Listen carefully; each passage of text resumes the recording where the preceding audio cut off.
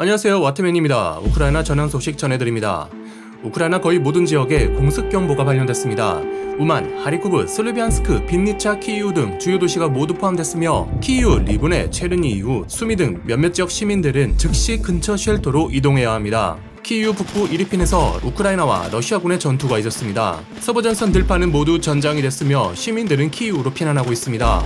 키이우 동부 브루바리에서는 키이우로 통하는 고속도로를 타치하려는 러시아군과 이를 저지하려는 우크라이나군의 충돌이 지속되고 있습니다. 12일 우크라이나 국방부는 북쪽에서 진격해오는 러시아 전차 행렬을 주택가에 매복했다가 격퇴하는 우크라이나 전체단의 영상을 공개했습니다. 영상에는 러시아 병사로 추정되는 인물의 음성도 담겼습니다.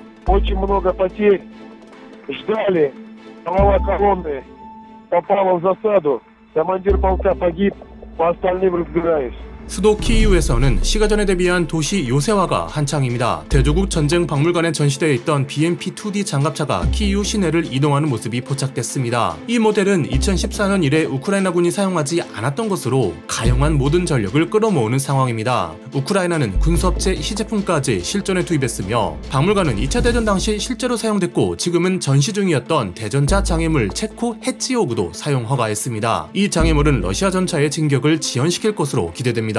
체르니히우에서는 남부쪽 방어망이 돌파됐습니다. 러시아군은 북쪽 서쪽에서 군 재편 중입니다. 러시아군은 아직 수도 대규모 점령전에 나서지 않고 병력과 보급체계를 곳곳에서 개편하고 있습니다. 키이우 공세 준비 중이라는 의견이 지배적입니다. 수미에서 키이우로 향하던 러시아군 호송대가 우크라이나 경찰 및 영토 방위군의 매복 공격을 받아 수십 명이 포로로 잡혔습니다. 키이우까지 얇고 길게 뱀처럼 늘어진 보급로를 유지하려는 러시아와 저지하려는 우크라이나 군 사이의 충돌이 계속되고 있습니다. 서부와 달리 동부에서는 큰 움직임이 있었는데요. 우크라이나 동부 전력의 후방을 지키던 이지움이 붕괴됐습니다. 러시아군은 슬로보잔스크 방향에서 이지움을 공격했으며 슬로비안스크 방향으로 이동을 시도했습니다. 이 지역에서 우크라이나군은 거의 와해된 상태로 슬로비안스크 방어를 위해 시간을 버는 중입니다. 우크라이나군은 동부전선이 스바토베 지역에서 돌출된 러시아군에 의해 포위되는 것을 막기 위해 리스칸스크, 세베로도네스크, 루비네, 크레민나 방어선에 병력을 집중시키고 있습니다. 다음으로는 볼로바아가 함락돼 우크라이나군 53기계와 여단이 철수했습니다. 이곳은 러시아군과 돈바스 반군을 저지하던 지역으로 동부전선의 유지가 어렵게 될 수 있는데 마리우폴이 13일자로 러시아군에 점령됐다는 말이 있습니다. 확인 결과 도시 동부는 러시아의 통제하에 들어갔고 서부를 사수하고 있는 것으로 파악됐습니다. 우크라이나 국방부에 따르면 12일 타브리아와 도네츠크 방향에서 공격이 있었고 시가지로 진입한 러시아군을 주요 거점을 장악한 우크라이나군이 막아내고 있었으나 우크라이나 총참모부는 마리우폴을 이틀 안에 빼앗길 것이라고 젤렌스키 대통령에게 보고했습니다. 동쪽을 지키던 아조프 연대는 큰 손실을 입었고 긴급 지원을 요청했으나 우크라이나군은 예비병력이 없어 지원이 어려워 보입니다. 마리우폴 함락은 우크라이나 남부 도시가 모두 러시아 손에 넘어가는 것을 말하며 이는 크림반도에서 북상한 러시아 남부군과 돈바스 지역에서 진군한 동부군이 연결된다는 의미입니다. 아조프에는 완전히 러시아 통제가 되며 11일 러시아군이 드니프로강을 도강하려다 실패하고 가교 차량을 포기하고 물러나는데 드니프로까지 러시아 손에 떨어지는 최악의 경우 동부 우크라이나 전력은 러시아군에 포위되며 하리키우가 남북으로 압박받게 됩니다.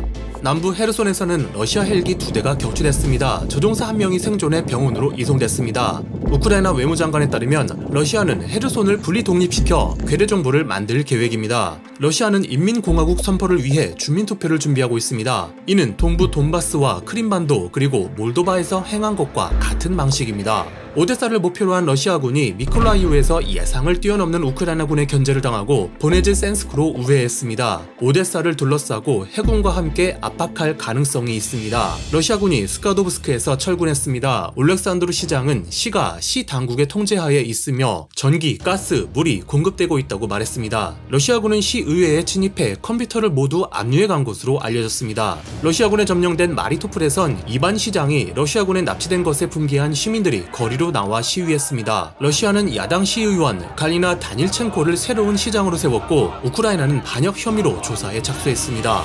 다음은 국제사회의 대러시아 제재 상황입니다. 러시아 우주정거장 ISS가 낙하할 것이라는 우려가 나왔습니다. 경제 제재가 원인입니다. 러시아 국영 우주개발기업 로스코스모스의 드미트리 사장은 서방의 경제 제재로 보급선 운용이 저해됨에 따라 ISS가 낙하할 수 있다 경고했습니다. 이번 주는 연준의 금리 인상과 선물 옵션 만기일, 그리고 러시아의 디폴트 현실화 여부가 결정되는 한 주입니다. 러시아의 IMF 회원 자격이 박탈됨에 따라 러시아는 더 이상 IMF의 구제를 받을 수 없으며 EU 집행위원장은 제재를 피하기 위해 가상화폐를 이용하는 것도 차단할 것이라 말했습니다.